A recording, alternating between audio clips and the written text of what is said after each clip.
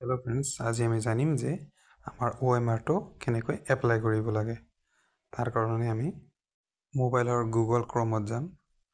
তাৰ পিছত সাৰ্চ ইউআৰএলত সেবা টাইপ কৰিম। SEBA টাইপ কৰাৰ লগত সেবাৰ ৱেবছাইটত গুচি যাম। ইয়াত সেবা লিখা আছে, আমি সেবাত ক্লিক কৰিম। ক্লিক কৰাৰ লগে লগে সেবাৰ পোৰ্টেল ওপেন হৈ যাব। ওপেন হোৱাৰ পিছত আমি recruitment commission for class 4 post তাত ক্লিক কৰিম।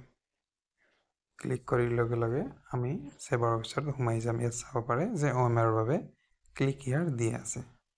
আৰু কোনো অবজেকশ্যন থাকিলে কুৱেশ্যন এনসাৰ কিৰ ওপৰত আপুনি অবজেকশ্যন কৰিব পাৰে। আৰু তাৰ পিছত কুৱেশ্যনছ বুকলেটছ বিলাক দিয়া আছে, কিন্তু আমাক এনসাৰ কি আজি লৈকে দিয়া নাই। এনসাৰ কিটো এতিয়ালৈকে নিদিব, আমাক OMR sheetটো নিদিব। এই কাৰণে ইয়াত এনসাৰ sheet আহিবই লাগিব। এতিয়া আমি scan copy of OMR answer sheetত ক্লিক কৰিম। ক্লিক কৰাৰ পিছত এনেকৈ এটা ইন্টাৰফেস আপোনাৰ আগত আহি যাব। তাৰ পিছত আপুনি এপ্লিকেশ্যন নম্বৰ আৰু পাছৱৰ্ড মাৰিব লাগিব। যদি আপুনি নাজানে আপোনাৰ এপ্লিকেশ্যন নম্বৰ আৰু পাছৱৰ্ড, তেন্তে আপুনি ফৰগেট পাছৱৰ্ডত আপুনি ক্লিক কৰি দিব। ফৰগেট পাছৱৰ্ড ক্লিক কৰাৰ লগে লগে আপোনাৰ মোবাইল নম্বৰ আৰু ডেট অফ বাৰ্থ যদি মাৰে আপুনি, তেন্তে আপোনাৰ মোবাইলত এটা মেছেজ আহি যাব এপ্লিকেশ্যন নম্বৰ আৰু পাছৱৰ্ডত। এইটো টাইপ কৰি আপুনি নতুনকৈ কৰিব পাৰিব। এতিয়া OMR বাবে ইয়াত আহি আপুনি এইটো বহাই দিলে পাই যাম।